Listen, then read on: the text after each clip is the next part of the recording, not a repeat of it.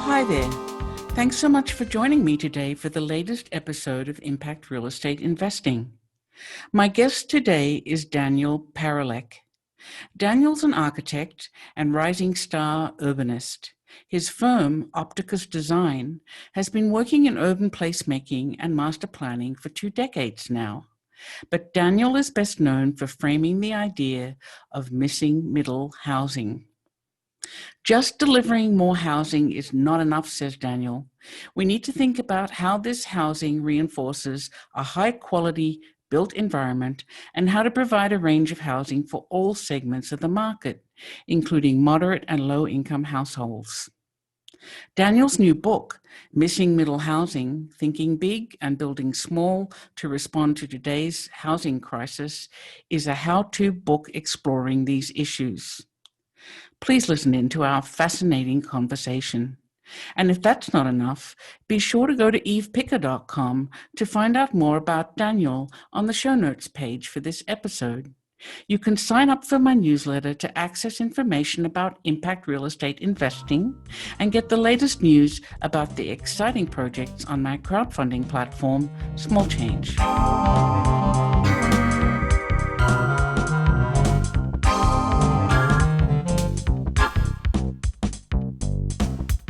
Hello, Daniel. I'm really excited to have you on my show. Thank you, Eve. I'm really excited to be here. Well, good. I wanted to dive right in and talk about what's wrong with housing and housing choice in the US today. And you coined a phrase that's really widely used now, and that is missing middle housing. And I'd love to know what that is. What is missing middle housing?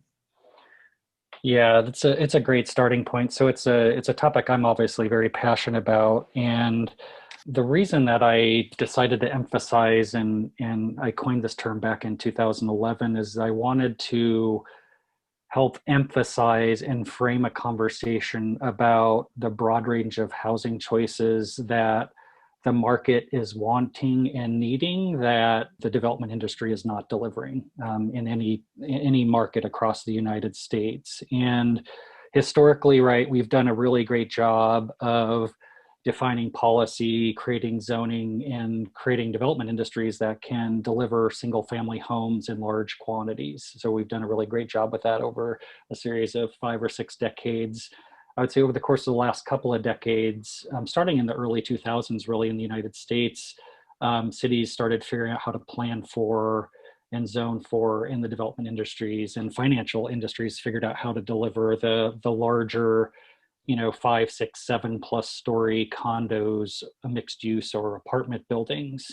What the missing middle is it's all of these housing types in between those single family homes, such as a duplex, a fourplex, a cottage court, a small courtyard apartment that existed in neighborhoods prior to the 1940s and delivered a broad range of price points and types of housing. And really since the 1940s put barrier after barrier in place for the delivery of these. So starting in the 1970s, based on some research I did for my book, American Housing Survey, there has been a steady decline in the percentage of overall housing that is missing middle since the late 1970s. And I think in 2013, the missing middle housing, which I define, and it sort of ties into the categories the American Housing Survey, is 19 units or less per building, but typically it's really kind of that 8 unit or less.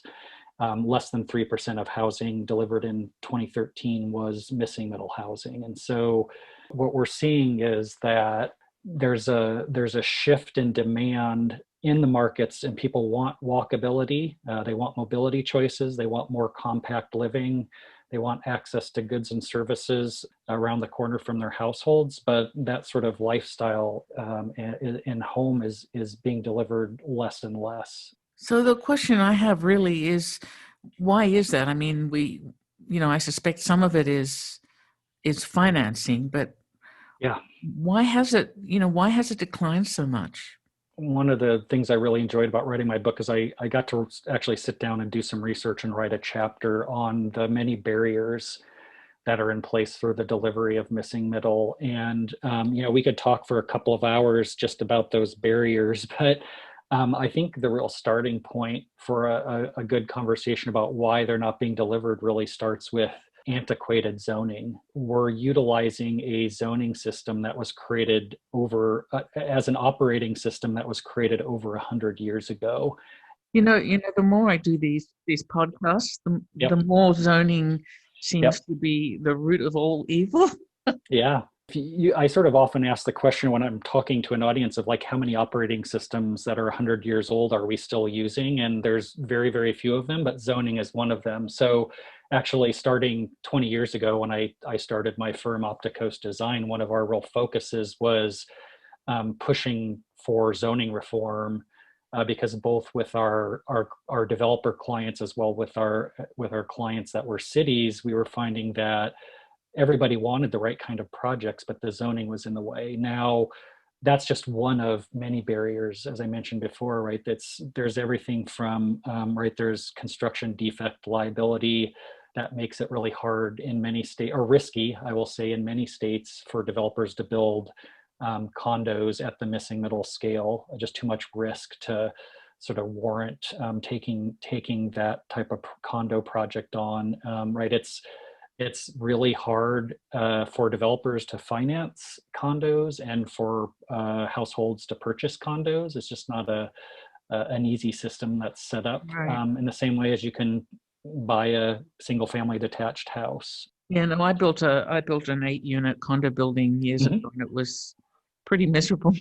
Yeah. And obviously there's, community pushback from, this whole NIMBY conversation that's happening, that there's just a lot of communities that are kind of afraid of anything that's non-single family detached. I think a big part of why the missing middle concept has spread so broadly is that it's given communities a way to talk about the need for a broader range of housing choices without using these intimidating and scary terms like density or multifamily or upzoning, but rather talking about a cottage court. Like, how can a cottage court be that intimidating to somebody, and personalizing those stories? Because most people, when we're talking about this in communities to try to build support, have either lived in one of these types, they have kids that have lived or are living in these types, or a relative or a good friend, or maybe Hmm. there's a duplex right around the corner on their block that some of their friends live in. So um,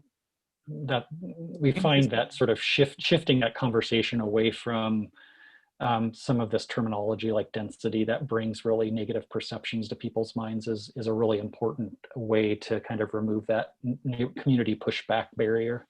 Right. So you talked about a decline since the 1970s, but I mean, these zoning systems were already in place. So what prompted that moment in time for people to stop building that way? Because zoning had already been pushing Yeah. against it for a while, right? Yeah, zoning in the United States really started in the late 20s, sort of through the 30s and early 40s in terms of its initial application. And what I would say is, I don't actually know, and I don't know of anybody that's done the research to understand why there was such a specific threshold or turning point in the 70s to shift this.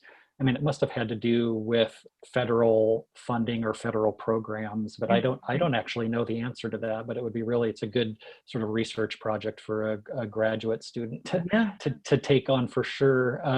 It does align with, suburban flight, which was happening Mhm. around then. Certainly the city I'm in and many others. 70s and the 80s were kind of that moment in time where people left inner cities and went to the suburbs, where there are many more single family homes. And so maybe the demand just increased then. They left Yes. they left the inner cities, which probably had more of the housing types that you're talking about, the missing middle, right? Yeah, absolutely. Many American cities by the sort of 1970s were in a pretty large state of decline, or had seen several decades of decline and disinvestment. So I'm sure that was part of that. And so it was just a much more rational or easier choice for households to buy that single family detached house in the suburbs. One of the things I like to talk about is that I feel that it's really time, just based on the affordable housing crisis that we're having across the country, this shift in demand and what households are looking for. Chris Nelson did some great research for my book, and he wrote a chapter. He teaches at the University of Arizona, that found that 60% of all housing built between now and 2040 would need to be missing middle in walkable urban context to meet the demand. That was So my next question for you. yeah, Actually, yeah, that was actually, how much can it address the deficit? That's interesting. yeah. And we, I think we can all acknowledge that the industry isn't just going to all of a sudden shift and sort of shifted delivering 60% of housing in missing middle and in walkable urban context. But that's what it would take. So it's a pretty dramatic number, and I think it's just a really strong call to action for planners, for city decision makers, for federal housing policymakers, development industry, to just think very carefully and play their role in sort of this dramatic shift that needs to happen, and really delivering what households across America want as home in the 21st century, which is very different than what households wanted in the 50s, 60s, or 70s. And we're still kind of hanging on to that single family detached home mantra, which is not what households are looking for these days. So I'm wondering, what's the big fix? How does this shift really happen? I mean, you have a number of things that need to be addressed. How do you take that on so that you can start building these types of products again? Yeah, I think that it's a little bit intimidating. There is a tremendous amount of change that needs to happen, right? It's not just change in the development industry, it's change in city policy, city zoning, development industry, financial industries, federal housing policy. But what I would say is that there has been some tremendous progress in the last year and a half, that because cities have failed to make the changes in their policy and zoning that are necessary. So like the state of Oregon last year passed statewide legislation, it's called HB 2001, that allows up to 3 or 4 units on any lot statewide, even those that are zoned for single family. So that was really a major milestone in sort of removing those barriers. Yeah, and I have an offering on my website that actually went live today that takes advantage of that zoning law. Yeah, I think that's a tremendous opportunity. The city of Minneapolis did something similar. Citywide, allow up to 3 units, Yeah. per lot. And state of Nebraska, even my home state, recently passed the Missing Middle Housing Act, which will allow multiple units on all lots across the country. So that's happening. I would say that from the development industry standpoint, I see the most change from outside of kind of the typical players. I think it's new players coming into the real estate industry, a lot of it tech influenced. I guess this whole prop tech influence, I think, is likely what's going to have the most impact, because I see a inability or reluctance to change in a lot of the major development players, the reluctance or inability to change at a pace that is actually necessary. And there's a lot of innovation happening on alternative construction delivery systems, whether it's prefab or modular, or like how do you deliver housing quicker, more cost effectively. And I think there's a lot of change happening. It's just a lot of it hasn't been proven yet, and is kind of having a hard time to scale up. So I think all of those are interesting shifts that are happening.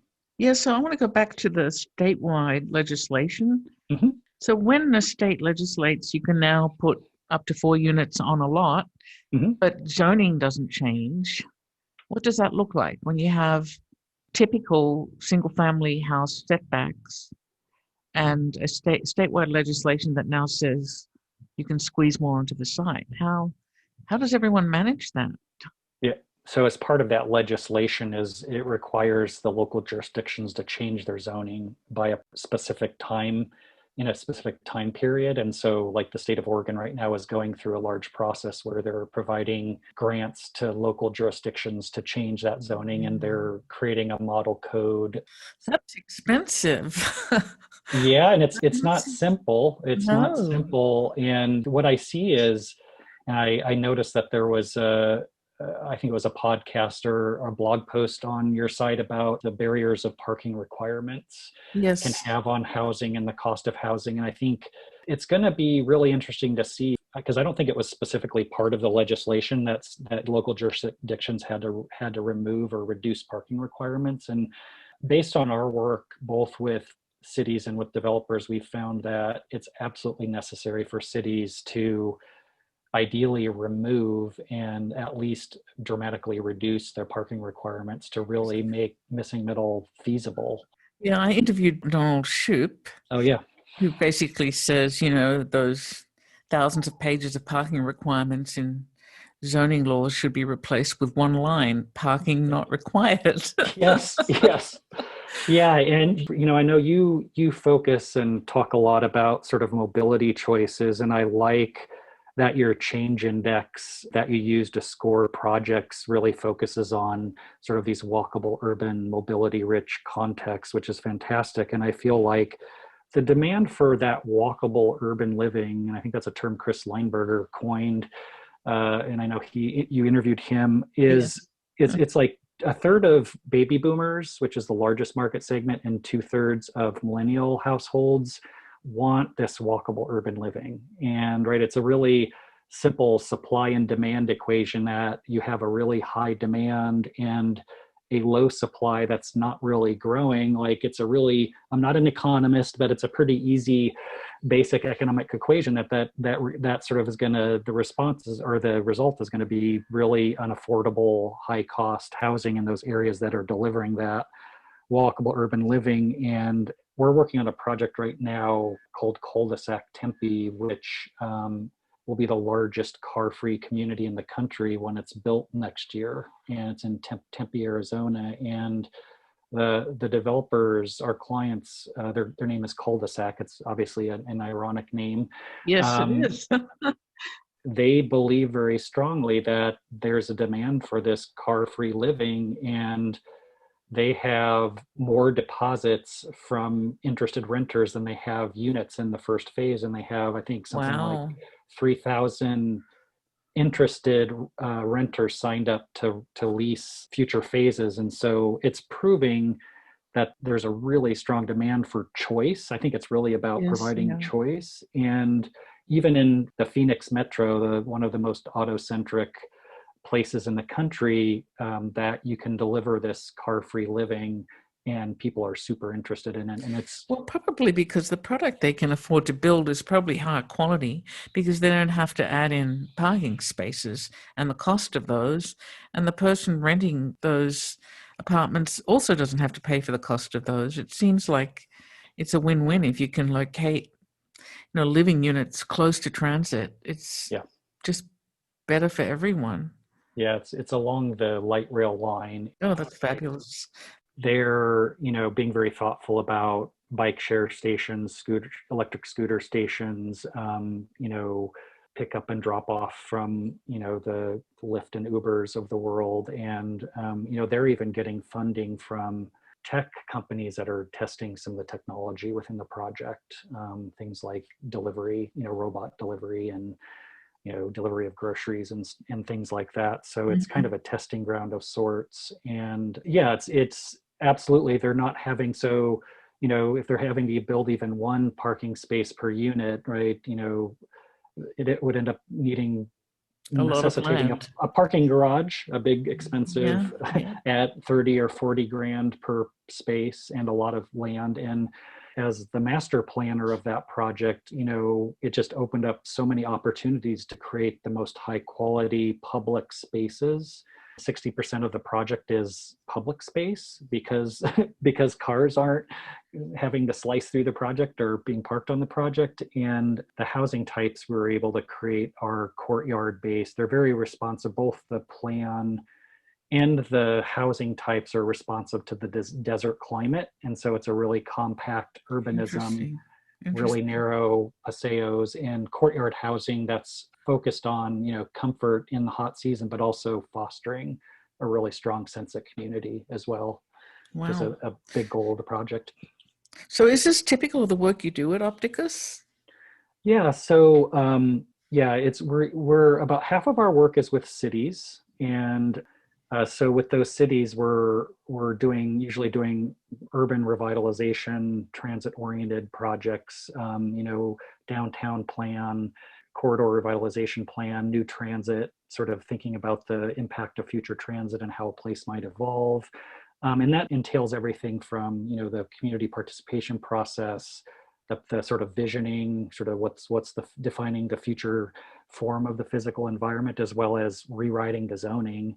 And then the other half of our projects are with developers, and the types of developers we work with tend to be the more innovative, forward-thinking developers who really want to do something that's not being delivered in the market. And Mm-hmm. so the Cul-de-sac Tempe project is a super exciting one, where we've also delivered the country's first missing middle neighborhood. It's in the Omaha, Nebraska metro, in a small town called Papillion, Nebraska. And it's a 40-acre neighborhood created with buildings that are no more than 8 units per building.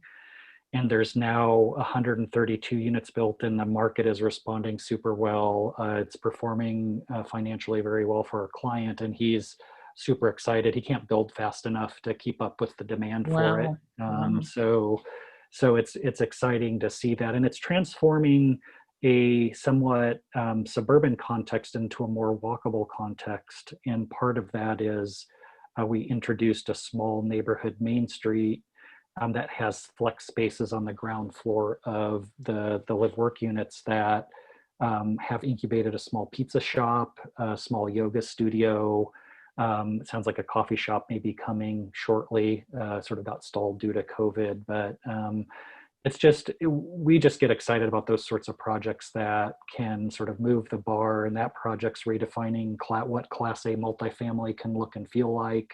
The cul-de-sac project is proving that Carfree, the living, there's demand for it. And, like we did a project in the Salt Lake City region for one of the largest builders in Salt Lake City that basically enabled them to deliver a high quality for sale housing choice to entry-level buyers that they couldn't figure out how to deliver and weren't able to deliver even with a fairly conventional tuck under townhouse product type. So yeah, we're having a lot of fun. And It sounds like a yeah, lot of fun. yeah, Yeah. yeah. So, what led you to this work? Yeah, it's really interesting, and sort of looking back at it, and I sort of wrote a foreword to my book that sort of talks about the evolution of missing middle and my interest in walkable urbanism sort of over the course of my life. And it's interesting because I do feel it really starts with growing up in a small town in the Midwest that was actually very walkable and very bikeable, and sort of kind of quintessential small town urbanism that functioned in a lot of ways like neighborhoods function in larger cities. A vibrant main street, could bike across the town at the age of 6 or 7. And so that planted the seeds. My great grandmother actually lived in a duplex a block and a half from the small main street of my town. So, right, that was an introduction to sort of different housing types and housing choices. And I have an undergraduate degree in architecture from the University of Notre Dame. And I was fortunate enough, that's one of the few programs in the country that, as part of the focus of the program, teaches urbanism and trains you in good urbanism just as much as architecture. And I've lived in a number of places across the country, like Chicago, Park Slope in Brooklyn, that these neighborhoods that had a really great mix of these missing middle housing types, and ended up coming out to UC Berkeley to get a master's degree in urban design, and just had a really amazing faculty here that meant a group of mentors that enabled me to explore this concept of these housing types. And as soon as I graduated from that program, I opened Opticos, which in 2000, we wrote our first zoning code that had the missing, we didn't call them missing middle at the time, but it had cottage courts and courtyard apartments that were embedded in that zoning code. And at that time, the planners, thought we were really crazy. They didn't know what we were. They're like, "How can you can't do this? This isn't the way we do this." And at this point, I would say that the approach, which is in what we call form-based coding, is fairly common practice. A lot of cities are doing it. Cities are asking for it. Cities are realizing it's a more progressive and thoughtful way to approach zoning. So I think over the course of my life, it's just my understanding has evolved, and it's been part of my daily life and part of my architecture and urban design practice. And even the neighborhood I live in now in Berkeley, California, about 20% of the lots have missing middle types. And what that does, it allows, my son's first grade teacher to live in a triplex. Her mother lives in one of the other units, and she's also a teacher at that neighborhood school. And the third unit is occupied by my daughter's middle school physical education teacher. So, right, it's functioning and it's delivering that attainable housing choice in my neighborhood. Right. And it's just good to personalize stories in that way. Yeah, it is. So you've been doing this for a while, and there's always things that work really well, better than you expect, and things that don't work so well. You have any stories about those? We found that it's actually a little bit hard for a lot of cities and their planners and sometimes their decision makers to make this mental shift to a conversation about form and scale and desired building types and away from density and FAR and these other metrics that zoning has been so reliant on. And the transition hasn't been as smooth as I would have imagined. When I wrote my book, Form-Based Codes, I think it was in 2009, it was released. I would have hoped by now that this would have become, there'd be, hundreds of really highly qualified practitioners and planners out there writing really high quality form-based codes, but it really hasn't. It's happened very slowly. And so way more slowly than it needs to be happening. And I think the same is, it's the level of change that's necessary within the development industry. It's hard. We'll get clients that call us and say, we really like this idea of missing middle, but when push comes to shove, we're saying, well, you really need to be okay with only providing one off-street parking space per unit and letting the on-street parking deliver that second space. And it just takes them outside of their comfort zone to the point where it's not going to really deliver the choice and the quality of living that we feel is necessary, or the type of living that the market is demanding.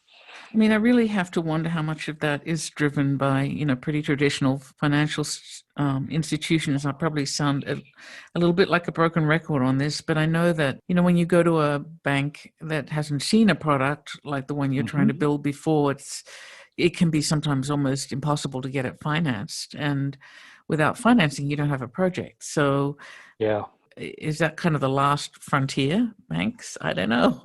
No, I think it is, because, right, you're right. If there's not a comparable project in the market, right, it's hard for a bank to go outside of their comfort zone to say, we're going to finance that project. Yeah, they need appraisals, and appraisals need 3 like-kind properties, and they need to see that you have all the approvals and entitlements that you need. It's pretty complicated pieces. Yeah. And I do feel that, what you're doing with the crowdfunding at Small Change can really benefit the application of missing middle housing, because, what those innovative small builders / developers that are, looking for that capital, I feel like you've provided that platform. Yeah. So we did, one in LA that might interest you. That is a bungalow court project, 8 units in courtyard style that hadn't been built, I think, since the 1950s, and very much in line with this missing middle, except that they build it as homeless housing, which is also good. Yeah, I noticed that Bungalow Gardens project, and that's really at the heart of missing middle housing types. It's a really fantastic type that we delivered historically in neighborhoods that it's almost impossible and illegal to build in most cities. That it seems so basic, but there's so many barriers in place. And Wow. we launched missingmiddlehousing.com in 2016 because there was such a growing demand and interest on this topic. And I can't remember what the number is, but there's a large volume of visitors to that site, sort of on a weekly and a monthly basis, and it just shows that there's really strong interest in this idea of exploring. What are some of the tools that cities and planners and developers can put in their toolbox to address this gap between the type of housing this market wants. And I feel like one of those tools definitely, especially for the delivery of missing middle, is, I think this crowdfunding you're doing is great. So I hope. yeah, it's, and I think it's the type of innovation that sort of rethinking the way we're doing things that needs to be happening. Yeah. Just out of interest, are there any other current trends in real estate development that you think are really important for either the future of housing choice or better cities? Things that you've been watching? There's a couple of things. I think that we really need to figure out how to deliver walkable urbanism in new communities. And in addition to zoning, there's a lot of other barriers, starting with street designs, infrastructure, or sort of utility requirements. So there's a long list of barriers, but I think that we've been talking about it for a while here in terms of more sustainable development patterns, but we haven't made a lot of progress. I would say we're still battling the same battles project by project that we were 20 years ago in terms of trying to remove some of these barriers, the zoning, the thoroughfare designs, pushback from communities. So we need to figure out a way to continue to make progress as more and more households either choose to rent or need to rent. I think we do need to figure out how to deliver a broader range of choices in rental housing. And like our Prairie Queen neighborhood in the Omaha metro, I think it's showing there is a strong demand for a more sophisticated renter that's looking for a neighborhood, high quality living in a neighborhood, not just a multifamily project that's clustering housing together. And I think that's partly why the single family home rental market has taken off so broadly. And I think the primary reason is that renters aren't being given a choice other than the conventional multifamily or sort of the urban product type. And I think that missing middle can slip in there and provide a type of living that they're looking for. On the for sale side, I think we just need to figure out a way to deliver smaller scale condominium choices at this missing middle scale, and that fourplex, eightplex, even cottage court scale, both in terms of financing, in terms of zoning, in terms of households getting mortgages. So I think those are the things that I often reinforce as real needs out there to really respond to the growing need. Yes, yeah. Well, I hope I get to visit the Carfree cul-de-sac project sometime soon. That would be a highlight for me. Yeah. It sounds fabulous. And I can't wait to hear what's next for you. So thank you very, very much for joining me.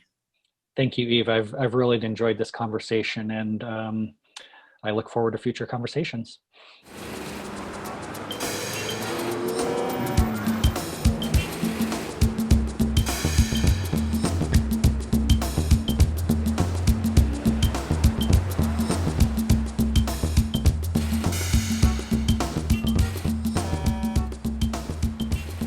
That was Daniel Parolek. He's taught us all about the missing middle, broadly defined as housing in between single-family detached and large apartment complexes.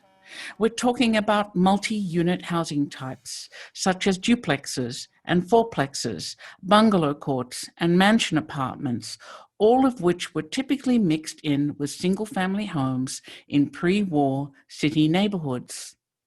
Post-war developments, by contrast, focused on single-family zoning driven by the growth of the suburbs, and many cities ended up restricting the building of new multi-unit structures. So Daniel is a strong advocate for zoning reform to bring back that missing middle.